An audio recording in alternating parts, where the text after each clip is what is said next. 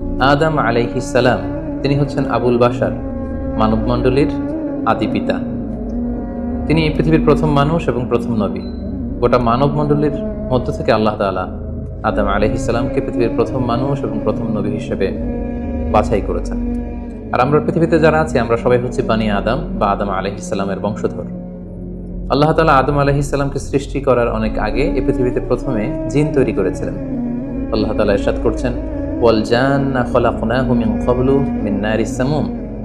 আর আমি মানবজাতি সৃষ্টির অনেক আগে প্রজ্বলিত আগুনের শাখা থেকে জিন জাতিকে তৈরি করেছি। আল্লাহ তাআলা যখন আদম আলাইহিস সালামকে সৃষ্টি করবেন বলে চিন্তা করলেন, আল্লাহ তাআলা সিদ্ধান্তটি ফেরেশতাদের সাথে শেয়ার করলেন। আল্লাহ তাআলা বললেন, ইন্নী জাআইলুন ফিল আরদি খলিফা। ওহে ফেরেশতারা, আমি পৃথিবীতে আমার রিপ্রেজেন্টেটিভ, আমার প্রতিনিধি হিসেবে মানুষ তৈরি করতে যাচ্ছি। যেহেতু জিন জাতিরা পৃথিবীতে আদম আলাইহিস সালামের আগেই অনেক রক্তপাত করেছিল, বিশৃঙ্খলা সৃষ্টি করেছিল, সেই অভিজ্ঞতার আলোকে সেই ডিসকাশনে আল্লাহ তাআলার সাথে ফেরেশতাদের ডিসকাশনে ফেরেশতারা তাদের মতামত পেশ করলেন। তারা বললেন তাদের অভিজ্ঞতার আলোকে, ক্বালু আতাজআলু ফিহা মান ইউফসিদু ফিহা ওয়া ইয়াসফিকুদ দিমা। অর্থাৎ, হে আল্লাহ, আপনি কি এমন কোনো জাতি তৈরি করবেন যারা পৃথিবীতে ফাসাদ সৃষ্টি করবে, ক্যাওস করবে, রক্তপাত করবে? নাহনু নুসাব্বিহু বিহামদিকা ওয়া নুকদ্দিসু লাক। আমরা তো আপনার তাসবিহ পড়ি, আপনার প্রশংসা করি, আমরাই তো ভালো, কেন আপনি আবার মানুষ বানাতে যাবেন? আল্লাহ তাআলা বললেন, ইন্নী আ'লামু মা লা তা'লামুন। যে ফেরেশতারা, আমি এমন কিছু জানি যেটা তোমরা জানো না। আল্লাহ তাআলার এই সিদ্ধান্তের কথা যখন তিনি ফেরেশতাদেরকে জানিয়ে দিলেন যে আমি মানুষ বানাতে যাচ্ছি, অতঃপর আল্লাহ তাআলা তার সিদ্ধান্ত অনুযায়ী তিনি মানুষ তৈরি করলেন। আদম আলাইহিস সালাম হচ্ছে পৃথিবীর সর্বপ্রথম মানব। তিনি আদম আলাইহিস সালামকে মাটি থেকে তৈরি করেছেন। এই ভূপৃষ্ঠের যত জায়গায় যত ধরনের মাটি আছে, সব মাটিগুলোকে সেখান থেকে কিছু কিছু অংশ নিয়ে আল্লাহ তাআলা আদম আলাইহিস সালামকে তৈরি করলেন। আল্লাহ তাআলা ইরশাদ করছেন, ইন্নী খালিকুম বাশারাম মিন তিন। নিশ্চয় আমি মানব জাতিকে মাটি থেকে তৈরি করেছি। এজন্য বলা হয়ে থাকে মাটির মানুষ, বা আদম হচ্ছে মাটির তৈরি। বেসিকলি আমরা সবাই আমাদের মা এবং বাবা থেকে তৈরি হয়েছি, তাদের স্পার্ম থেকে, ওভাম থেকে। যেহেতু মানুষের এই বীর্য বা স্পার্মটি আমাদের খাবার দাবারের একটা শক্তি রস বা নির্যাস, এবং আমাদের খাবার দাবার ফলমূল এগুলো আসে বেসিকলি মাটি থেকে, সেই দিকে ইঙ্গিত করে আমাদেরকে বলা হয় যে আমরাও হচ্ছি মাটির তৈরি। আদম আলাইহিস সালামকে আল্লাহ তাআলা সরাসরি মাটি থেকে তৈরি করলেন, এবং এই সৃষ্টি প্রক্রিয়ার 3টি ধাপ ছিল। প্রথমত আল্লাহ তাআলা মাটিগুলোকে এঁটেল মাটিতে রূপ দিলেন, যেটাকে কোরআন বলেছে তিনুন লাযিব। তারপর সেই এঁটেল মাটিতে আল্লাহ তাআলা বৃষ্টি বর্ষণ করলেন, ফলে সেটা হয়ে গেল হামাইন মাসনুন, মানে কাদামাটি। এরপর কাদামাটির সে দলা দিয়ে আল্লাহ তাআলা সেখানে হিট দিলেন, প্রচন্ড তাপ দিলেন। তাপ দিয়ে সেই মাটির দলাটিকে তিনি বানালেন সলসলিন কাল ফখর, ঠনঠনে পোড়া মাটি। এবং সেই ঠনঠনে পোড়া মাটির যে কাঠামো, আল্লাহ তাআলা আদম আলাইহিস সালামের স্ট্রাকচার দিলেন, কাঠামো দিলেন, এবং সেই কাঠামোর ভেতরে আল্লাহ তাআলা রূহের ফুৎকার দিলেন। আল্লাহ বললেন, ফাইদা সাওয়াইতুহু ওয়া নাফাখতু ফীহি মির রূহি। যখন আমি আদমকে তৈরি করলাম, তখন then I breathed into him my spirit. আমি তার ভেতরে আমার রূহের ফুৎকার দিলাম। ফলে আদম আলাইহিস সালাম জীবিত মানুষ হিসেবে সর্বপ্রথম আবির্ভূত হলেন। আমরা যদি সহিহ বুখারীর দিকে তাকাই, তাহলে দেখব যে সহিহ বুখারীতে সাইয়েদনা আদম আলাইহিস সালামকে যখন আল্লাহ তাআলা তার আকৃতি দিয়েছেন, অবয়ব দিয়েছিলেন, তার হাইট কত ছিল, কত লম্বা তিনি ছিলেন, সে ব্যাপারে সহিহ বুখারীতে এসেছে, ওয়াকানা তুলহু 60 যিরাআন, 60 বিঘত তিনি লম্বা ছিলেন। আমাদের হাতের এই কনুই থেকে আঙ্গুল পর্যন্ত এই জায়গাটিকে বলা হয় 1 বিঘত। সেই হিসেবে তিনি ছিলেন 60 বিঘত লম্বা, 60 কিউবিট। এবং সহিহ মুসলিমের একটি বর্ণনা থেকে আমরা জানতে পারি, জুমার দিন আল্লাহ তাআলা আদম আলাইহিস সালামকে তৈরি করেছিলেন। ইয়াউমুল জুমআতি ফীহি খুলিকা আদম। জুমার দিনে আল্লাহ তাআলা আদম আলাইহিস সালামের সৃষ্টি প্রক্রিয়া এটাকে তিনি সম্পন্ন করেছেন। আদম আলাইহিস সালামকে তৈরি করার পরে আল্লাহ তাআলা ফেরেশতাদেরকে এবং আদম আলাইহিস সালামকে একসাথে করে একটি মক টেস্ট নিলেন। সেখানে আল্লাহ তাআলা তাদের সবাইকে কিছু শব্দের নাম শিক্ষা দিলেন, এবং আদম আলাইহিস সালামকে ফেরেশতাদের সামনে এনে ফেরেশতাদেরকে আল্লাহ তাআলা বললেন যে এগুলোর নাম যদি তোমরা আমাকে বলতে পারো তাহলে বলো। আল্লাহ তাআলা বললেন, আম্বিউনি বিআসমাই হাউলাই ইন কুনতুম সাদিকিন। ফেরেশতাদেরকে প্রথমে প্রশ্ন করা হলো, বলো তো এগুলোর নাম কি? ফেরেশতারা উত্তর করতে পারলেন। অতঃপর আদম আলাইহিস সালামকে লক্ষ্য করে আল্লাহ যখন বললেন, ইয়া আদম আম্বিহুম বিআসমাইহিম, হে আদম, তুমি এই জিনিসগুলোর নাম সবাইকে শুনিয়ে দাও। ফালাম্মা আম্বাআহুম বিআসমাইহিম, আদম আলাইহিস সালাম যখন একটার পর একটা সবগুলো জিনিসের নামকরণ করে ফেলতে পারলেন, সবগুলো জিনিসের নাম বলতে পারলেন, ক্বালা আলাম আকুল লাকুম ইন্নী আ'লামু গায়বাস সামাওয়াতি ওয়াল আরদ, আল্লাহ তাআলা ফেরেশতাদেরকে বললেন, আমি কি তোমাদেরকে বলিনি যে আমি আকাশ জমিনের গায়েবের সমস্ত বিষয়ের ধারক এবং বাহক, সব বিষয়ের জ্ঞান আমার কাছে আছে। সো আদমকে আমি এমন কিছু স্পেশাল ফিচার দিয়ে তৈরি করেছি যেগুলো অ্যাঞ্জেলদের মধ্যে ল্যাকিংস ছিল, ফলে ফেরেশতারা সেগুলো জানার পরেও সেগুলোর নাম আল্লাহ তাআলাকে রিপিট করে বলে শোনাতে পারেন, কিন্তু আদম আলাইহিস সালাম সবগুলো জিনিসের নাম একটার পর একটা তিনি বলে ফেলতে পারলেন। এবং এ থেকে প্রমাণিত হয় যে আল্লাহ তাআলা এখানে ফেরেশতাদের অপারগতা এবং আদম আলাইহিস সালামের শ্রেষ্ঠত্বের প্রমাণ তিনি এখানে স্থাপন করলেন। অনেকে প্রশ্ন করে থাকে যে আল্লাহ তাআলা আদম আলাইহিস সালামকে স্পেশালি এই জিনিসগুলোর নাম শিক্ষা দিয়েছিলেন, ফলে আদম আলাইহিস সালাম বলতে পেরেছেন, কিন্তু ফেরেশতাদেরকে তো এই জিনিসগুলোর নাম শিক্ষা দেওয়া হয়নি। সো তারা কি করে বলবে? কোরআনের কোথাও এটা সুস্পষ্ট বলা হয়নি যে আল্লাহ তাআলা যখন এই জিনিসগুলোর নাম শিক্ষা দিচ্ছিলেন তখন আলাদা করে আদম আলাইহিস সালামকে শিক্ষা দিচ্ছিলেন। বরং এমনও হতে পারে যে শেখানোর প্রক্রিয়াটি যখন চলছিল তখন ফেরেশতা এবং আদম তারা সকলেই উপস্থিত ছিল, কিন্তু আদম আলাইহিস সালামকে আল্লাহ তাআলা এমন কিছু মানবিক বৈশিষ্ট্য, স্পেশাল ফিচার দিয়ে তৈরি করেছেন যার ফলে তিনি এগুলোর উত্তর করতে পেরেছিলেন। কিন্তু ফেরেশতাদের মধ্যে ওই বিষয়গুলো না থাকার কারণে ফেরেশতারা সেগুলোর উত্তর করতে পারেনি। ফেরেশতাদের সামনে আদম আলাইহিস সালামের শ্রেষ্ঠত্বের প্রমাণ হওয়ার পরে আল্লাহ তাআলা সকল ফেরেশতাদেরকে আদেশ করলেন যে তোমরা আদম আলাইহিস সালামকে একটা সম্মানসূচক সেজদা দাও, যেটাকে অনারারি প্রস্ট্রেশন বলে। আল্লাহ তাআলা বললেন, উসজুদু লি আদম ফাসাজাদু ইল্লা ইবলিস আবা ওয়াস্তাকবারা ওয়া কানা মিনাল কাফিরিন। আল্লাহ তাআলা আদেশ দেওয়ার সাথে সাথেই সকল ফেরেশতারা সেজদা দিল। আসলে এই সেজদাটা কেমন ছিল আমরা জানি না। আমরা সাধারণত রুকু করলে we just bow down our head just little bit, আমরা আমাদের মাথা একটু নিচু করি। আমরা যখন সেজদা দেই আমরা আমাদের কপাল মাটিতে ছুঁয়ে দেই, এটা হচ্ছে আমাদের সেজদা। কিন্তু ফেরেশতাদের সেজদা আসলে আদতে কেমন ছিল আমরা জানি না। এজন্য ফেরেশতাদের কোনো বিষয়, জিনদের কোনো বিষয়, এটা যদি আমরা আমাদের মতো করে কল্পনা করি এটা ভুল হবে। বরং যেভাবে সেজদা দেওয়ার দরকার ছিল ফেরেশতারা ঠিক সেভাবেই আদম আলাইহিস সালামকে সেজদা দিয়েছেন। কিন্তু এই সেজদাটি ইবাদতের সেজদা নয়, কারণ ইবাদত হিসেবে সেজদা দেওয়া যাবে শুধুমাত্র কেবলমাত্র আল্লাহ তাআলাকে। এই সেজদাটি ছিল সম্মানসূচক সেজদা, অনারারি প্রস্ট্রেশন। ফাসাজাদু ইল্লা ইবলিস, আল্লাহ তাআলা আদেশ দেওয়ার সাথে সাথে সকল ফেরেশতারা সেজদা দিল, ইবলিস ছাড়া। আবা ওয়াস্তাকবারা ওয়া কানা মিনাল কাফিরিন, সে সেজদা দিতে অস্বীকৃতি জানালো, ফলে সে কাফেরদের অন্তর্ভুক্ত হয়ে গেল। এখন প্রশ্ন হচ্ছে, হু ইজ দিস ইবলিস? ইবলিস কে? এতক্ষণ পর্যন্ত আমরা আল্লাহ তাআলার সাথে ফেরেশতাদের ডিসকাশন, শেয়ারিং শুনেছি।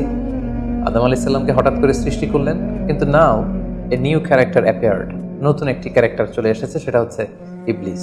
ইবলিস হচ্ছে এক মহাজ্ঞানী সত্তা, যে হচ্ছে কানা মিনাল জিন। কোরআন আমাদেরকে কনফার্ম করেছে, কানা মিনাল জিন্নি ফাফাসাকা আন আমরি রাব্বি। ইবলিস বা শয়তান বেসিক্যালি জিন জাতির অন্তর্গত। আমরা আমাদের আদম আলাইহিস সালামের আলোচনার শুরুতেই বলেছি যে আল্লাহ তাআলা মানব সৃষ্টির আগে এই পৃথিবীতে জিন তৈরি করেছিলেন। ইবলিস হচ্ছে সেই জিনের অন্তর্গত। সে ইবাদতে এত বেশি পরিশ্রমী ছিল, সে বেশি বেশি ইবাদত করতে করতে আল্লাহ তাআলার প্রিয় সত্তায়, প্রিয় ভাজনে পরিণত হয়েছে। ফলে আল্লাহ তাআলা তার স্ট্যাটাসকে অনেক হাই করে দিয়েছেন এবং ফেরেশতাদের সাথে থাকবার সুযোগ করে দিয়েছিলেন। তাকে আল্লাহ তাআলা এতটাই সম্মান দিয়েছিলেন, সে চাইলেই আল্লাহ তাআলার সাথে সরাসরি কথা বলতে পারত। কিন্তু আল্লাহ তাআলা যখন আদম আলাইহিস সালামকে সেজদা দেওয়ার আদেশ করলেন, সবাই সেজদা দিল, ইবলিস ছাড়া। আল্লাহ তাআলা এ পর্যায়ে ইবলিসকে জিজ্ঞেস করলেন, মা মানাআকা আল্লা তাসজুদা ইয আমারতু? হে ইবলিস, কিসে তোমাকে বাধা দিল সেজদা দিতে? কেন তুমি সেজদা দিলে না? সবাই যেখানে সেজদা দিল, তুমি কেন সেজদা দিলে না? ইবলিস তখন উত্তরে বলল, আনা খায়রুম মিনহু খালাকতানি মিন নার ওয়া খালাকতাহু মিন তিন। আমি আদমের চাইতে শ্রেষ্ঠ। সে আল্লাহর সাথে আর্গুমেন্ট দিতে শুরু করলো, লজিক দিতে শুরু করলো। সে যদি অন্তত এতটুকু বলতো যে আল্লাহ আপনি কেন আমাকে সেজদা দিতে বলছেন, আমি এটার সিগনিফিকেন্স, এটার কারণ জানতে চাই, অথবা আল্লাহ আমি ভুল করে ফেলেছি, আপনি আমাকে ক্ষমা করুন, এর কোনোটাই না করে সে আল্লাহর সাথে আর্গুমেন্ট দিতে লাগলো। আর্গুমেন্টেটিভ একটা অ্যাটিটিউড তার মধ্যে গ্রো করলো। সে বলল, খালাকতানি মিন নার ওয়া খালাকতাহু মিন তিন। আপনি আমাকে সৃষ্টি করেছেন আগুন থেকে, আদমকে সৃষ্টি করেছেন মাটি থেকে। আগুন হচ্ছে ঊর্ধ্বমুখী, আগুনের লেলিহান শিখা দাউ দাউ করে উপরের দিকে উঠতে থাকে, আর মাটির চাকা ঢিলা, ছেড়ে দিলে নিচে পড়ে যায়। সো ঊর্ধ্বমুখী কোনো জিনিস তো নিম্নমুখী কোনো জিনিসের কাছে নত হতে পারে না। আমি কেন সেজদা দেব?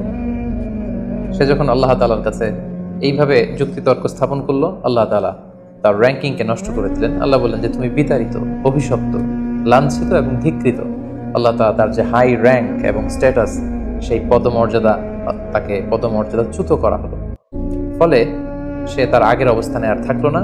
সে আল্লাহ তাআলাকে এবার বলতে আরম্ভ করলো, ক্বাল আনজিরনি ইলা ইয়াউমি ইউবআসুন, হে আল্লাহ, এত বছর আমি ইবাদত করার পরে আপনার প্রিয় ভাজন হলাম, কিন্তু শুধু আদমকে সম্মানসূচক সেজদা প্রদর্শন না করার কারণে আপনি আমার স্ট্যাটাসকে নামিয়ে দিলেন, আপনি আমাকে ধিক্কৃত অভিশপ্ত বলে ঘোষণা করলেন।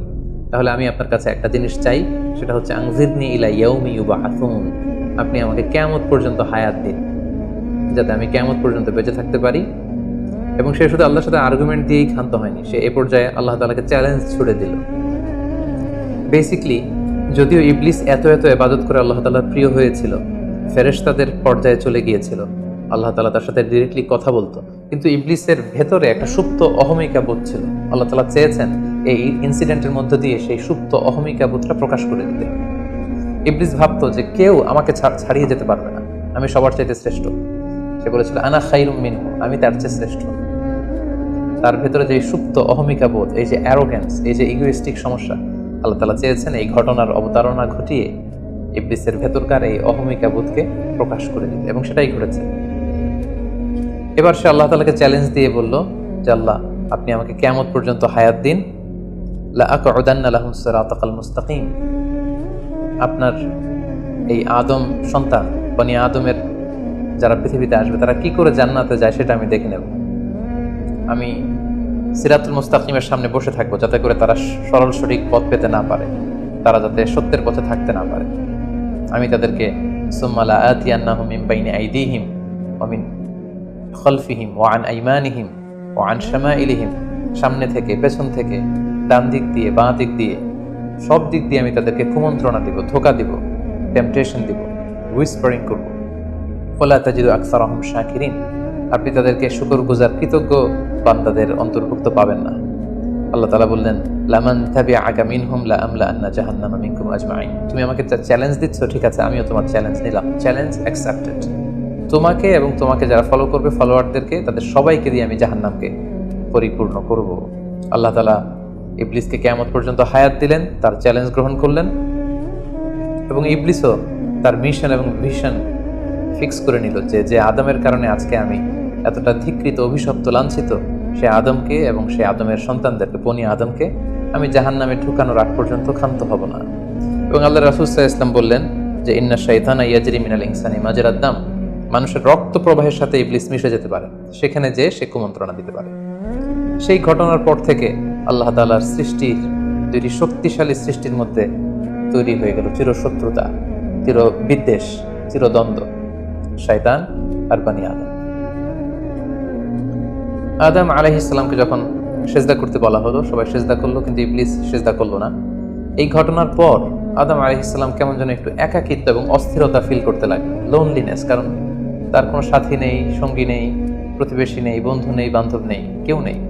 মানুষ হিসেবে তিনি কেবল একা, বড়ই একা। তার এই অস্থিরতা, তার এই একাকিত্ব, তার এই লোনলিনেসকে আল্লাহ তাআলা বুঝতে পেরে তার একজন সঙ্গিনী তৈরি করলেন। তিনি হচ্ছেন হাওয়া আলাইহিস সালাম, এই পৃথিবীর প্রথম মানবী।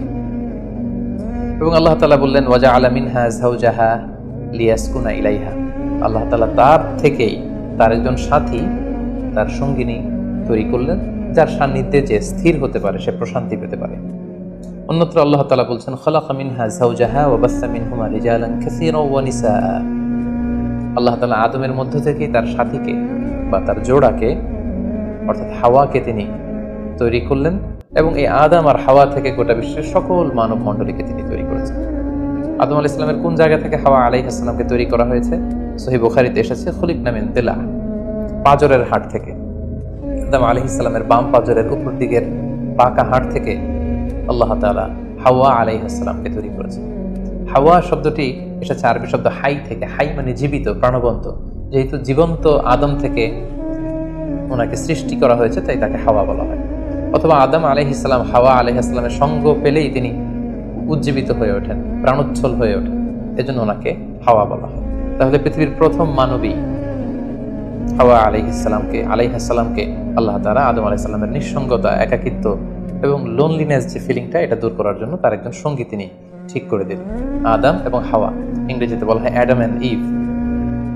এবং আল্লাহ তাআলা তাদের দুজনকে জান্নাতে থাকবার পারমিশন দিলেন। আল্লাহ তাআলা বললেন, ওয়াকুলনা ইয়া আদম উসকুন আনতা ওয়া যাওজুকাল জান্নাহ, আদম তুমি আর তোমার স্ত্রী বা তোমার সঙ্গিনী দুজনে মিলে জান্নাতে থাকো। তবে এক্ষেত্রে কিছু ডুজ এন্ড ডোন্টস আছে, কিছু ওয়ার্নিং আছে, কিছু প্রিকশন আছে। সেটা হচ্ছে ওয়াকুলা মিনহা রাগাদান হাইসু শি'তুমা, এই বাগানে এই জান্নাতের যেখান থেকে মনে যায় তৃপ্তি সহকারে তোমরা উভয়ে খাও, কিন্তু ওয়ালা তাকরাবা হাযিহি শাজারাতা ফাতাকুনা মিনাল যালিমিন, জান্নাতের যেখান থেকে মনে যায় তোমরা খেতে পারো, পান করতে পারো, ঘুরে বেড়াতে পারো, আনন্দ উৎসব করতে পারো, কিন্তু ওয়ালা তাকরাবা হাযিহি শাজারা, এই গাছের ফল খাবে না। Be aware of this tree, এই গাছের কাছেও যাবে না। যদি যাও, যদি খাও, তাহলে ফাতাকুনা মিনাল যালিমিন, তোমরা জালিমদের অন্তর্ভুক্ত হয়ে যাবে। তাহলে আল্লাহ তাআলা আদম এবং হাওয়াকে জান্নাতে থাকার সুযোগ দিলেন, সেখানে কি করা যাবে কি করা যাবে না সেটা বাতলে দিলেন, ডুজ এন্ড ডোন্টস দিলেন এবং ওয়ার্নিং দিয়ে দিলেন।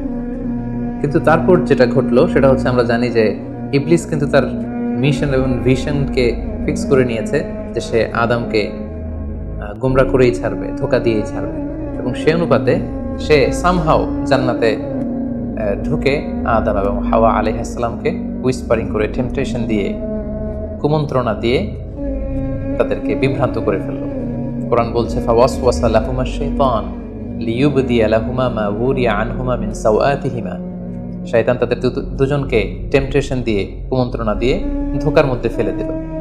শয়তান এসে বলল, আমাকে আল্লাহ সৃষ্টি করেছেন অনেক আগে, তোমাদেরকে সৃষ্টি করার আগে আল্লাহ তাআলা আমাদেরকে জানিয়েছিলেন যে তোমাকে এবং হাওয়াকে আল্লাহ তাআলা এই জান্নাতে রাখতে চান না, তোমাদের দুজনকে আল্লাহ পৃথিবীতে পাঠিয়ে দিতে চান, কারণ এখানে তারাই থাকতে পারবে যারা ফেরেশতা, তোমরা ফেরেশতা নও। আর এখানে পার্মানেন্টলি থাকার জন্য, রেসিডেন্সিয়াল পারমিটের জন্য একটা জিনিস লাগে, সেটা হচ্ছে ওই গাছের ফল খেতে হয়। যারা ওই গাছের ফল খেয়ে ফেলবে তারা এখানকার চিরকালীন বাসিন্দা হয়ে যাবে, তারা কখনো পৃথিবীতে যাওয়া লাগবে না। তো এই জন্য আল্লাহ তাআলা তোমাদেরকে ফল খেতে নিষেধ করেছেন ওই গাছে। তোমরা যদি ওই গাছের ফল খেয়ে ফেলো তাহলে তোমরা এখানকার চিরস্থায়ী অধিবাসী হয়ে যাবে, কোনোভাবেই আল্লাহ তাআলা তোমাদেরকে এখান থেকে তাড়াতে পারবেন না। কিন্তু আল্লাহ তাআলা চাইছেন তোমাদেরকে এখান থেকে তাড়িয়ে পৃথিবীতে পাঠিয়ে দিবেন। আমি তোমাদেরকে কসম করে বলছি, আমি তোমাদের ওয়েল উইশার, শুভাকাঙ্ক্ষী। শয়তান বলল যে, ওয়াকাসামাহুমা ইন্নী লাকুমা মিনান নাসিহিন, নিশ্চয় আমি তোমাদের জন্য শুভাকাঙ্ক্ষী, তোমরা আমার কথা শোনো। যদি এখানে আরামে দিনাতিপাত করতে চাও তাহলে তোমরা এই ফল খাও, ফলে তোমাদেরকে আর কোথাও যাওয়া লাগবে না।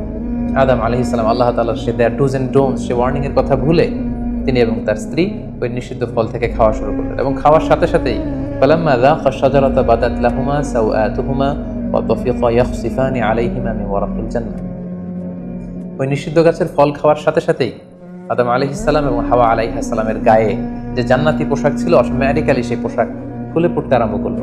ওনারা উলঙ্গ হয়ে যেতে লাগলেন। তড়িঘড়ি করে ওনারা জান্নাতের বিভিন্ন পাতা এনে, বিভিন্ন লতা পাতা এনে ওনাদের প্রাইভেটকে ওনারা ঢাকলেন, এবং তখনই ওনারা বুঝতে পারলেন, আমরা কি করলাম, আমরা তো মহাভুল করে ফেলেছি, আমরা তো আল্লাহ তাআলার আদেশ অমান্য করেছি। আল্লাহ তাআলা সাথে সাথে বললেন, আলাম আনহাকুমা আন তিলকুমা শাজারা, আদম এটা তোমরা কি করলে, আমি তো এটা কখনো এক্সপেক্ট করিনি, আমি কি তোমাদেরকে নিষেধ করিনি এই গাছের ফল খেতে, এবং আমি কি তোমাদেরকে বলে দেইনি যে ইন্না শাইতানা লাকুমা আদুউম মুবিন, শয়তান তোমাদের সুস্পষ্ট চিরশত্রু, কেন তোমরা এই কাজটা করলে? আদম আলাইহিস সালাম এবং হাওয়া আলাইহিস সালাম ওনারা লজ্জিত হলেন, ওনাদের কাজের জন্য ওনারা লজ্জিত হলেন। আল্লাহ তাআলা বলছেন, ওয়ালাকাদ আহিদনা ইলা আদামা মিন ক্বাবলু ফানাসিয়া ওয়া লাম নাজিদ লাহু আজমা, আমি আদমকে ওসিয়ত করেছিলাম যে এই কাজটা তুমি করো না, কিন্তু আদম আলাইহিস সালাম ভুলে গিয়েছেন। আল্লাহ তাআলার আদেশ পালনে আল্লাহ বলছেন, আমি আদমকে দৃঢ় প্রত্যয়ী পাইনি। ফলে আদম আলাইহিস সালাম এবং হাওয়া আলাইহিস সালাম ওনারা নিজেদের ভুল বুঝতে পারলেন এবং অনুতপ্ত হলেন, লজ্জিত হলেন, আল্লাহ তাআলার কাছে ক্ষমা চাইতে লাগলেন। আল্লাহ তাআলা তাদেরকে ক্ষমার কিছু বাক্য শিখিয়ে দিলেন। ফাতালাক্কা আদামু মির রাব্বিহি কালিমাত, কিছু বাক্য শিখিয়ে দিলেন। সেই বাক্যগুলো কি ছিল? সেগুলো ছিল, রব্বানা যালামনা আনফুসানা ওয়া ইল্লাম তাগফির লানা ওয়া তারহামনা লানাকুনান্না মিনাল খাসিরিন, হে আল্লাহ, আমরা জুলুম করে ফেলেছি আমাদের নাফসের উপর, আমরা ভুল করেছি, আপনি যদি আমাদেরকে ক্ষমা না করেন, যদি রহম না করেন, আমরা তো ক্ষতিগ্রস্তদের অন্তর্ভুক্ত হয়ে যাব। আদম আলাইহিস সালাম এবং হাওয়া আলাইহিস সালাম উভয়ে অনুতপ্ত হলেন, লজ্জিত হলেন, এবং চোখের পানি ছেড়ে এই দোয়াটি পড়ে পড়ে আল্লাহ তাআলার কাছে ক্ষমা চাইলেন, এবং আল্লাহ তাআলা তাদের উভয়কে ক্ষমা করে দিলেন। এবার আল্লাহ তাআলা তাদের দুজনকে বললেন, যেহেতু তোমরা আমার আদেশকে মান্য করতে পারোনি, সেজন্য তোমাদেরকে পৃথিবীতে চলে যেতে হবে। ইহবিতু বা'দুকুম লিবা'দিন আদু, তোমাদেরকে পৃথিবীতে নামিয়ে দেয়া হলো। ওয়ালাকুম ফিল আরদি মুস্তাকাররু ওয়া মাতাউন ইলা হিন, এই পৃথিবী হবে তোমাদের আবাসস্থল। এই পৃথিবীতে অনেক জীবন উপকরণ তোমাদের জন্য থাকবে। ফিহা তাহিয়াউন ও ফিহা তামুতুন ও মিনহা তুখরাজুন। You live there, you die there, and you will be resurrected from there. তোমরা পৃথিবীতে বসবাস করবে, পৃথিবীতেই তোমাদের মৃত্যু হবে, এবং এই পৃথিবীর কবর থেকেই, মাটি থেকেই তোমাদেরকে আবার আমি পুনরুত্থান করবো। And this is my decision. Adam আলাইহিসসালাম এবং হাওয়া আলাইহিসসালাম পৃথিবীর প্রথম মানব এবং মানবীকে জান্নাত থেকে আল্লাহ তাআলা পৃথিবীতে নামিয়ে দিলেন, এবং আল্লাহ বললেন যে তোমাদেরকে নামিয়ে দিয়ে আমি ক্ষান্ত হচ্ছি না। ফাইম্মা ইয়াতিয়ান্নাকুম মিন্নি হুদান, আমার গাইডেন্স তোমাদের কাছে আসবে। ফামান তাবিআ হুদায়া ফালা ইয়াযিল্লু ওয়ালা ইয়াশকা, আমার দেয়া পথ নির্দেশিকা এবং গাইডেন্স যারা মেনে চলবে তারা কখনো পথভ্রান্ত হবে না, তারা কখনো গোমরা হবে না। অতঃপর আল্লাহ তাআলা তাদের দুজনকে পৃথিবীতে নামিয়ে দিলেন। আদম এবং হাওয়া কোথায় নামিয়ে দিলেন এ ব্যাপারে ঐতিহাসিকদের মধ্যে মতভেদ পাওয়া যায়। কিছু কিছু ঐতিহাসিকগণ বলেন যে আদম আলাইহিসসালামকে মক্কা এবং তায়েফের মাঝখানে দাহনা নামক একটা জায়গায় আল্লাহ নামিয়ে দিয়েছেন। কোনো কোনো বর্ণনা মতে পাওয়া যায় যে আদম আলাইহিস সালামকে আল্লাহ তাআলা ইন্ডিয়ান সাবকন্টিনেন্টে শ্রীলঙ্কার সিংহাল নামক একটা জায়গায় পাঠিয়েছেন, এবং তারা সেখানে অ্যাডামস পিক নামে একটি পাহাড়ের কথা বলে থাকেন, যেখানে আদম আলাইহিস সালামের ফুটপ্রিন্ট বা পায়ের ছাপ সংরক্ষিত আছে বলে অনেক ঐতিহাসিকগণ মত প্রকাশ করেছেন।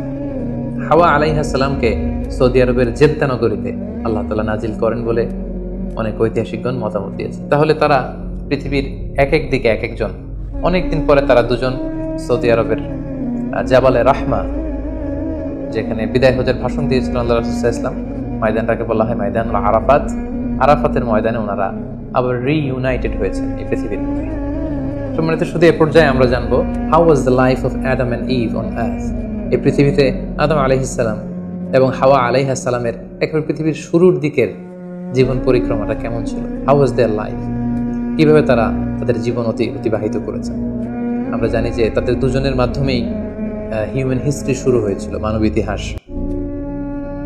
তাদের জীবন পরিক্রমাটা কিছুটা ভিন্ন, আমাদের চাইতে ভিন্ন, যেহেতু তারাই পৃথিবীর প্রথম মানব এবং মানবী। তাদের কোনো প্রতিবেশী নেই, তাদের কোনো বন্ধু বান্ধব নেই, পৃথিবীতে আর কোনো মানুষ তাদের আশেপাশে ছিল না, শুধু তারাই। তো সেক্ষেত্রে এক আল্লাহ তাআলার ইবাদত ছাড়া তাদের মৌলিক যে কাজটা ছিল সেটা ছিল পপুলেশন, কাল্টিভেশন অ্যান্ড কনস্ট্রাকশন। কি করে জনসংখ্যা বৃদ্ধি করা যায় পৃথিবীতে, কি করে সন্তান লালন পালন করা যায়, কি করে চাষাবাদ করা যায়, কি করে ফার্মিং করা যায়, এবং কি করে মানব সভ্যতার বিনির্মাণ করা যায়, এটাই ছিল পৃথিবীর প্রথম মানব এবং এই মানবের প্রধানতম দায়িত্ব। যেহেতু ওনারা যদি নতুন প্রজন্ম তৈরি না করেন, ওনারা যদি চাষাবাদ না করেন, ওনারা যদি সভ্যতা বিনির্মাণ না করেন, তাহলে পৃথিবীতে মানব সভ্যতা টিকে থাকবে না। ফলে মৌলিক ইবাদতের পাশাপাশি এগুলোই ছিল ওনাদের কাজ। আল্লাহ তাআলা সব শিখিয়ে দিলেন কিভাবে গাছ রোপণ করতে হয়, কিভাবে চাষাবাদ করতে হয়, কিভাবে ছাগল গরু এগুলো লালন পালন করতে হয়, এবং সেখান থেকে কিভাবে দুধ দহন করে নিজেদের খাবারের যোগান দিতে হয়। বেসিক্যালি আদম আলাইহিস সালামের কাছে যে সহিফাগুলো নাজিল হয়েছিল সেখানে শরীয়তের মূলনীতির চাইতে কিভাবে পৃথিবী আবাদ করতে হবে এই বিষয়গুলোই বেশি স্থান পেয়েছিল। এক্ষেত্রে সবচেয়ে মজার ব্যাপার হচ্ছে আদম আলাইহিস সালামের এই জীবন পরিক্রমার সবচেয়ে গুরুত্বপূর্ণ একটি মজার বিষয় হচ্ছে যে কিছুদিন পরেই তাদের কুলকে আলোকিত করে, তাদের সংসারকে আলোকিত করে নতুন প্রজন্ম আসতে শুরু করলো, এবং আদম আলাইহিস সালাম এবং হাওয়া আলাইহিস সালামের মাধ্যমে যে সন্তানরা পৃথিবীতে আসতো তারা ছিল অলওয়েজ টুইন বেবি বা যমজ সন্তান হিসেবে আসতো। সর্বপ্রথম আল্লাহ তাআলা তাদেরকে একটি সন্তান, একটি ছেলে সন্তান এবং একটি মেয়ে সন্তান দিয়ে ধন্য করলেন, এবং তারা তাদের নাম রাখলেন, ছেলেটির নাম রাখলেন কাবিল, মেয়েটির নাম রাখলেন আকলিমা। এবং তারপরের বছর আবারও হাওয়া আলাইহিস সালাম গর্ভবতী হয়ে সন্তান জন্ম দিলেন। সেক্ষেত্রেও একটি ছেলে একটি মেয়ে, কারণ এই ছেলে মেয়েদের বিয়ে দেওয়ার তখন পদ্ধতি ছিল এই বছর যেই ছেলে জন্মগ্রহণ করেছে সেই ছেলের সাথে পরের বছরের মেয়ের বিয়ে হতো, এবং এই বছর যে মেয়ে জন্মগ্রহণ করেছে তার সাথে পরের বছরের ছেলের সাথে এভাবে ক্রসিং সিস্টেমে বিয়ে হতো। যেহেতু পৃথিবীতে আর কোনো মানুষ তাদের আশেপাশে ছিল না, ফলে নিজেদের ভাই বোনদের মধ্যে বিয়ে হতো, তবে উলট পালট করে। তো এর ফলে বাই ডিফল্ট আদম আলাইহিস সালামের ছেলে কাবিলের ভাগ্যে এসে জুটল তার পরের টার্নের যে বোন জন্মগ্রহণ করেছে হাবিলের সাথে, তার নাম ছিল লাবুদা। লাবুদার সাথে কাবিলের বিয়ে হবে এবং হাবিলের সাথে ইকলিমার বিয়ে হবে, এটাই ফিক্স করা হলো। কিন্তু এখানে একটি সমস্যা দেখা দিল, সেটি হচ্ছে ইকলিমা ছিল খুবই সুন্দরী, she was a very beautiful lady.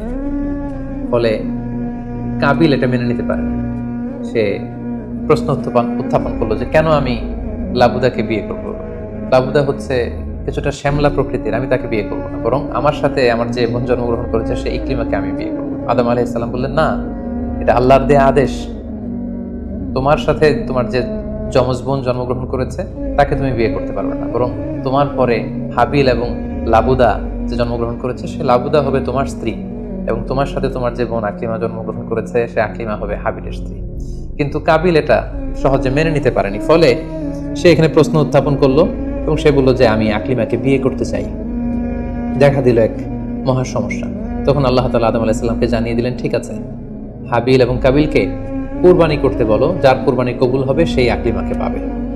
এবং তখন কোরবানির সিস্টেম ছিল, কোরবানি করে চলে আসার পরে আকাশ থেকে আগুন এসে যেই কোরবানিকে ঝলসে দিত সেই কোরবানিটা আল্লাহ তাআলার কাছে কবুল হয়েছে বলে ধরে নেওয়া হতো। আদম আলাইহিস সালামের ছেলে কাবিল বেসিক্যালি চাষি ছিল, সে এক বস্তা গম আল্লাহর রাস্তায় কোরবানি করলো। আর হাবিল সে মেষ চড়াতো, ছাগল চড়াতো, সে একটি বকরি জবাই করে আল্লাহর রাস্তায় কুরবানি করলো এবং তারা অপেক্ষা করতে লাগলো যে কার কুরবানি কবুল হয়। দেখা গেল আকাশ থেকে আগুন এসে হাবিলের বকরি বা ছাগলটাকে ঝলসে দিয়েছে, কিন্তু কোনো আগুন এসে কাবিলের গমের বস্তাকে বা গমের স্তূপকে ঝলসে দেয়নি। ফলে প্রমাণিত হলো যে হাবিলের কুরবানি আল্লাহ তাআলার দরবারে কবুল হয়েছে এবং আল্লাহ তাআলার দেয়া আগের বিধান অনুযায়ী হাবিলই আকলিমাকে বিয়ে করার সুযোগ পাবে। এই কথাটি আল্লাহ তাআলা খুব সুন্দর করে কোরআনুল কারীমে উল্লেখ করেছেন। আল্লাহ বলছেন, ফাতুকুব্বিলা মিন আহাদিহিমা ওয়া লাম ইউতাকাব্বাল মিনাল আখার। তাদের একজনের কুরবানি কবুল হলো, আরেকজনেরটি হলো না, ফলে হাবিল আকলিমাকে বিয়ে করার সুযোগ পেল। কিন্তু কাবিল এতে আরো প্রচন্ড জেলাসি ফিল করতে লাগলো। সে হিংসায় জ্বলে পুড়ে অত্যন্ত রেগে গিয়ে বলল, লা আক্তুলান্নাক, হাবিল আমি তোমাকে হত্যা করব, তোমাকে হত্যা করে হলেও আমার সুন্দরী বোন আকলিমাকে আমি ছিনিয়ে নিব। তখন হাবিল বলতে লাগলো যে লাইন বাসাত্তা ইলাইয়া ইয়াদাকা লিতাকতুলানি মা আনা বিবাসিতি ইয়াদি ইলাইকা লিআকতুলাক। অর্থাৎ হে কাবিল, তুমি যদি আমাকে হত্যা করতে অগ্রগামী হও, হাত বাড়াও, আমি আমার হাতকে বাড়াবো না তোমাকে আঘাত করার জন্য, কারণ তুমি যদি আমাকে হত্যা করো তাহলে আমার পাপ তোমার পাপ সবটাই তোমার ঘাড়ে বর্তাবে, আর আমি এত বড় পাপ কাজ কখনোই করতে চাইনি। কাবিল এ কথাতেও ক্ষান্ত না হয়ে সে হত্যা করতে উদ্ধত হলো এবং সে তার কথা মতো তার ভাই হাবিলের উপর চড়াও হয়ে আক্রমণ করে তার আপন ভাই হাবিলকে সে হত্যা করে ফেলল। কোরআন বলল, ফাকাতালাহু ফাসবাহা মিনাল খাসিরিন। কাবিল হাবিলকে হত্যা করে ফেলল। প্রতিহিংসার অনলে জ্বলে পুড়ে শয়তানের কুমন্ত্রণায় পৃথিবীর প্রথম হত্যাকাণ্ড, the first murder ever in the world, পৃথিবীর প্রথম হত্যাকাণ্ড সংঘটিত হলো এবং হত্যাকারী ছিল আদম আলাইহিস সালামের ছেলে কাবিল। এবং এই পৃথিবীর প্রথম নিহত মানুষের নাম হচ্ছে হাবিল। সহিহ বুখারীতে আল্লাহ রাসূল সাল্লাল্লাহু আলাইহি ওয়াসাল্লাম ইরশাদ করেছেন, আউয়ালু মান সান্নাল কতলা। কাবিল হচ্ছে ওই ব্যক্তি যে পৃথিবীতে সর্বপ্রথম হত্যার ট্র্যাডিশন চালু করেছে। কাবিলের আগে কেউই পৃথিবীতে হত্যাকাণ্ড ঘটায়নি, ফলে হাবিল হচ্ছে পৃথিবীর প্রথম শহীদ বা প্রথম নিহত মানুষ। এবং কাবিল যেহেতু এই হত্যার ট্র্যাডিশন করেছে, এই মার্ডারের ট্র্যাডিশন করেছে, ফলে পৃথিবীতে যারাই এই বিচার বহির্ভূত হত্যা বা অন্যায়ভাবে কাউকে হত্যাকাণ্ডের সাথে জড়িত হবে তার একটি পার্সেন্টেজ গুণা কিয়ামত পর্যন্ত কাবিলের ভাগেও এটি যেতে থাকবে। এখন যে মজার ব্যাপারটি ঘটেছে সেটি হচ্ছে, কাবিল যখন হাবিলকে আক্রমণ করেছে, হাবিলকে নিহত করেছে, হত্যা করেছে, হত্যা করার পরে হাবিল লাশ হয়ে শুয়ে রইল। কারণ কাবিল যখন হাবিলকে আক্রমণ করেছে, হাবিলের গা থেকে যখন ব্লিডিং হয়েছে, সে ছটফট ছটফট করতে করতে এক পর্যায়ে মারা গেল। কিন্তু মারা যাওয়া কাকে বলে এটাও পৃথিবীর কেউ জানতো না। কাবিল নিজেও বুঝতে পারেনি যে এইভাবে আমি আঘাত করলে হাবিল এইভাবে মরে যাবে, তার ব্লিডিং হবে।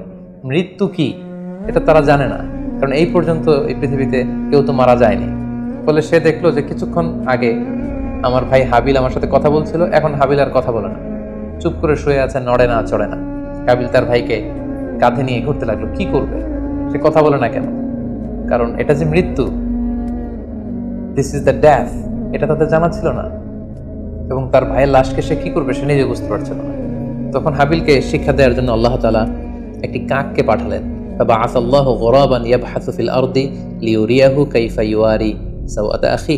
দুটি কাক এসে একটি কাক আর একটি কাককে হত্যা করলো এবং হত্যাকারী কাকটি তার ঠোঁট দিয়ে তার পা দিয়ে মাটি খুঁড়ে গর্ত করে সেই গর্তের ভেতরে মৃত কাকটিকে ফেলে আবার মাটি দিয়ে ঢেকে ফেললো।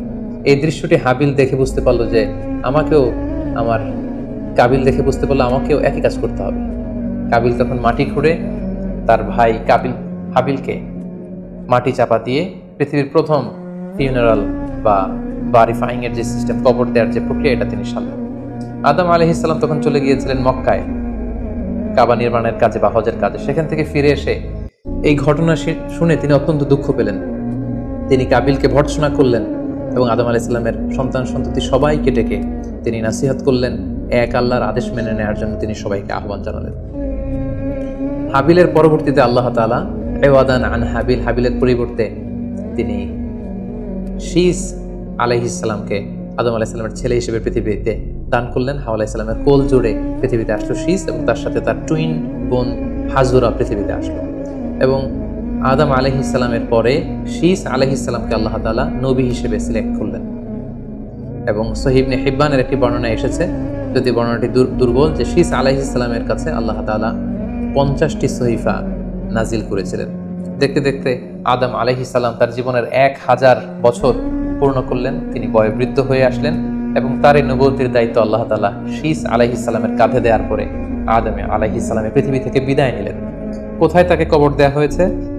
ঐতিহাসিকদের মধ্যে একাধিক মত পাওয়া যায়। কোনো কোনো বর্ণনা মতে ওনাকে মক্কাতে কবরস্থ করা হয়েছে, কোনো কোনো ঐতিহাসিক বর্ণনা মতে ওনাকে বাইতুল মাকদাসে কবরস্থ করা হয়েছে।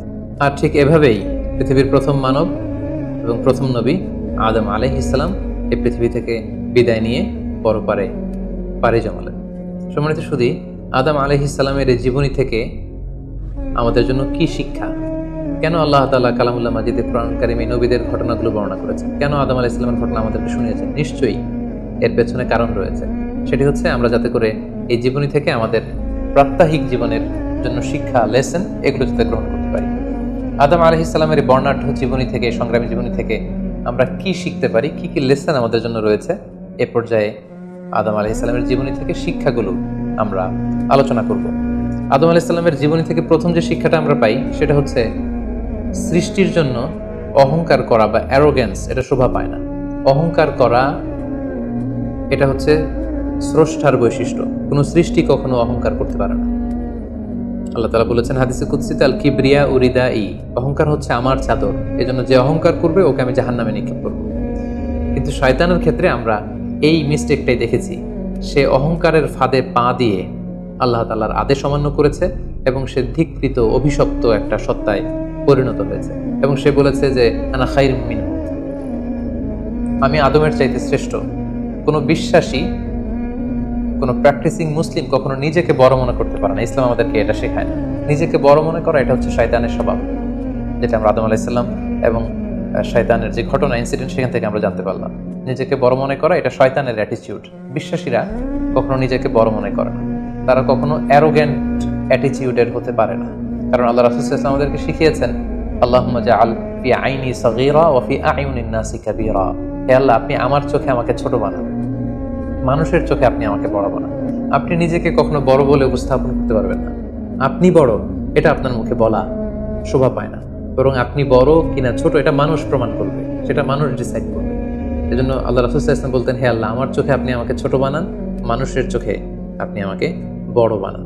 তাহলে আদম আলাইহিস সালাম এবং ইবলিসের এই ঘটনা থেকে আমরা প্রথম যে শিক্ষাটা পাই সেটা হচ্ছে আমরা যেন কখনো আমাদের অন্তরে অহমিকা বোধ লালন না করি। আমরা যেন এই ইগোইস্টিক সমস্যাতে না ভুগি।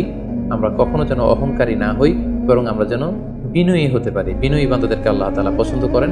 নিজেকে বড় মনে করা এটা হচ্ছে শয়তানের স্বভাব, এবং সে নিজেকে বড় মনে করেই সে অভিশপ্ত হিসেবে চিহ্নিত হয়েছে। আদম আলাইহিস সালামের ঘটনা থেকে আরও একটি শিক্ষা আমরা যেটি পাই সেটি হচ্ছে শয়তানের প্রথম মিশন ছিল মানুষের দেহ থেকে পোশাক খুলে ফেলা। আমি আবারও বলছি, মানুষের দেহ থেকে পোশাক খুলে ফেলা, নগ্নতা বা অশ্লীলতা, এটা হচ্ছে শয়তানের প্রধান হাতিয়ার। আমরা এই ঘটনা থেকে জেনেছি যে আদম আলাইহিস সালাম এবং হাওয়া আলাইহিস সালাম তারা যখন ওই নিষিদ্ধ গাছ থেকে ভক্ষণ করলেন, তারা যখন নিষিদ্ধ ফলটি খেয়ে ফেললেন, সাথে সাথে জান্নাতের পোশাক তাদের দেহ থেকে খুলে পড়ে গিয়েছে। এবং কেন আদম আলাইহিস সালাম এবং হাওয়া আলাইহিস সালামকে শয়তান ওয়াসওয়াসা দিয়েছিল?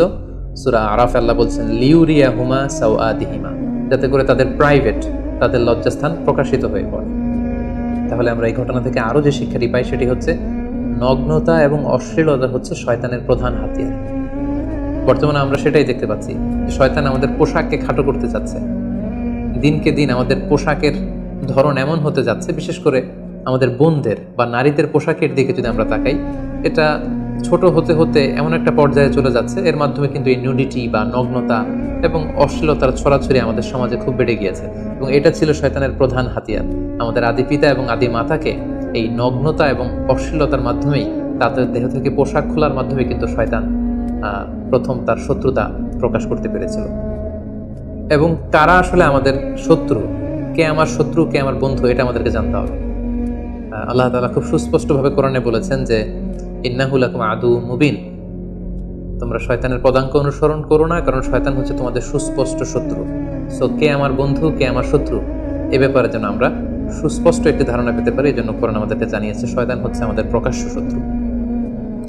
আদম আলাইহিস সালামের এই স্টোরি থেকে আমরা আরো একটি শিক্ষা পাই, সেটা হচ্ছে আল্লাহ তাআলা যখন জান্নাতে আদম এবং হাওয়া আলাইহিস সালামকে থাকার সুযোগ দিলেন, আল্লাহ বললেন ওয়ালা তাকরাবা হাযিহি শাজারা, খবরদার যেটা মনে চায় খাও, কিন্তু ওই গাছের কাছেও যেও না। আল্লাহ তাআলা কিন্তু বলেননি ওই গাছের ফল খেও না, আল্লাহ বলেছেন কাছেও যেও না। এটা একটা কোরআনিক টার্ম, কাছেও যাওয়া যাবে না। ফল খাওয়া তো দূর কি বাত, ওই গাছের ফল খাওয়া তো অনেক পরের কথা, আগে কাছে গেলেই না ফল খাওয়া না খাওয়ার প্রসঙ্গটা আসে। এজন্য আল্লাহ তাআলা সাবধান করে বলে দিয়েছিলেন কাছেও যেও না। এটা কোরআনের একটা টার্ম। অশ্লীলতার ব্যাপারে যখন আল্লাহ আমাদেরকে সাবধান করেছেন, আল্লাহ বলেছেন ওয়ালা তাকরাবুজ জিনা, অশ্লীলতার কাছেও যেও না। যেখানে আল্লাহ তাআলা আমাদেরকে শিখাচ্ছেন যে কাছেও যেও না, কিন্তু আমরা আমাদের দেশে কাছে আসার গল্পের নাম কিন্তু এখন শুনছি। আমরা মোস্ট রিসেন্টলি কিছু বছর আগে ক্লোজ আপ ওয়ানের কাছে আসার দুর্দান্ত সব গল্প নিয়ে তারা কিছু প্রোগ্রাম করেছিলেন। সেখানে তরুণ তরুণীদেরকে খুব বেশি কাছে আসার জন্য তারা একে অপরের কাছে আসা, লাভ স্টোরিগুলো শেয়ার করা, এগুলো তারা প্রমোট করেছেন। কিন্তু তার বিপরীতে কোরআনিক পয়েন্টস অফ ভিউ যদি আমরা দেখি, সেখানে কিন্তু আমরা ভিন্ন কনসেপশন দেখতে পাই। সেখানে কোরআন আমাদেরকে বলেছে যে কাছেও যাওয়া যাবে না, তোমরা কাছেও যেও না। সো এই বিষয়টি যেন আমরা মনে রাখবার চেষ্টা করি। আদম আলাইহিস সালামের ঘটনা থেকে আরো একটি শিক্ষা আমরা পাই, সেটা হচ্ছে শয়তান সবসময় আমাদেরকে অস্থির বানাতে চেষ্টা করে। মানে আমার আরো লাগবে, আমার আরো চাই, আমার আরো পেতে হবে। যেমন জান্নাতে নিঃসন্দেহে আদম এবং হাওয়া আলাইহিস সালামের জন্য কোনো অভাব ছিল না, সবকিছু সেখানে ছিল। তারপরেও কেন তাদেরকে, যেটাকে নিষিদ্ধ করা হয়েছে, ওই ফল কেন খাওয়া লাগবে? শয়তান এসে সেই কাজটাই করেছে। শয়তান বোঝাতে চাচ্ছে তোমাদের আরো লাগবে, আরো। এই অফুরন্ত খাবার এবং নাজ নেয়ামতে তোমাদের হবে না, বরং যেটা আল্লাহ নিষেধ করেছে ওইটাতেই যেতে হবে। সো এটা হচ্ছে শয়তানের একটা ধোঁকা দেওয়ার পদ্ধতি। শয়তান সবসময় আমাদেরকে আরো চাই, আমাদের আরো লাগবে, আরো পাওয়ার জন্য শয়তান আমাদেরকে উৎসাহিত করে। এরকম আরো আরো করে যখন আমরা এসবের পেছনে ছুটতে থাকি, ফলে আমরা অস্থির হয়ে উঠি। শয়তান কখনোই চায় না আমরা যেন প্রশান্ত চিত্তের অধিকারী থাকি, আমরা যেন ধীরস্থির থাকি।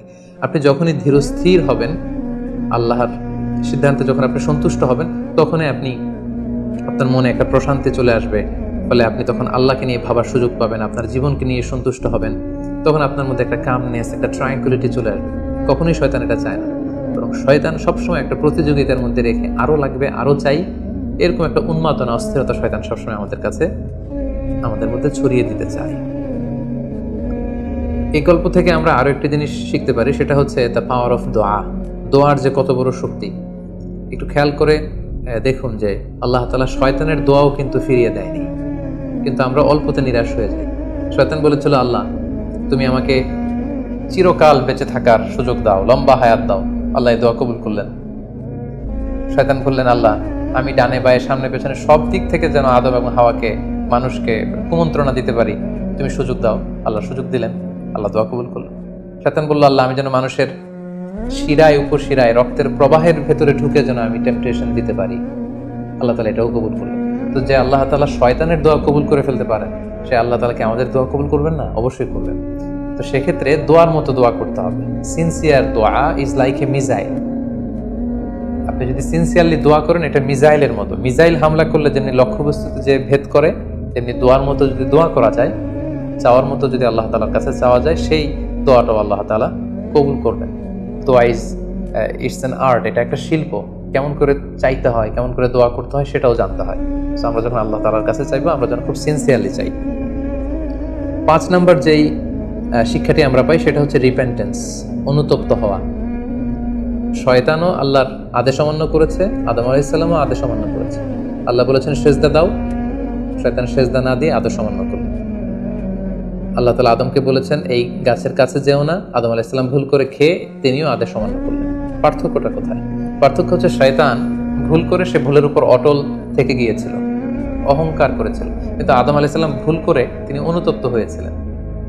শয়তান ভুল করে ভুলের উপর স্থির থাকে, আর আল্লাহর প্রিয় বান্দারা ভুল করে তারা আল্লাহ তাআলার কাছে ক্ষমা চায়। আমরা মানুষ হিসেবে আমাদের ভুল হতেই পারে, এটা খুবই স্বাভাবিক। কুল্লুকুম খাত্তা, তোমরা সবাই পাপী, ওয়া খায়রুল খাত্তাইনা তাওয়াবুন। এই পাপীদের মধ্যে সবচেয়ে শ্রেষ্ঠ পাপী হচ্ছে যে পাপী পাপ করার পরে আল্লাহ তাআলার কাছে তওবা করে, অনুতপ্ত হয়।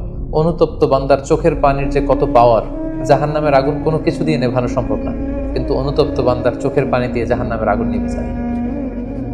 একজন বান্দা যখন ভুল করে, পাপ করে, ভুল বুঝতে পেরে অনুতপ্ত হয়ে চোখের পানি ছাড়ে, তার চোখের পানি চোখ বেয়ে, তার নাকের ডগা বেয়ে মাটিতে পড়ার আগেই আল্লাহ অনুতপ্ত বান্দার সব গুনাহ মাফ করে দেন।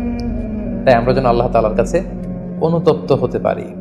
শয়তান আল্লাহকে সেদিন চ্যালেঞ্জ দিয়ে বলেছিল, আল্লাহ আমি দেখে নেব কি করে তুমি তোমার বান্দাদেরকে জান্নাতে ঢোকাও।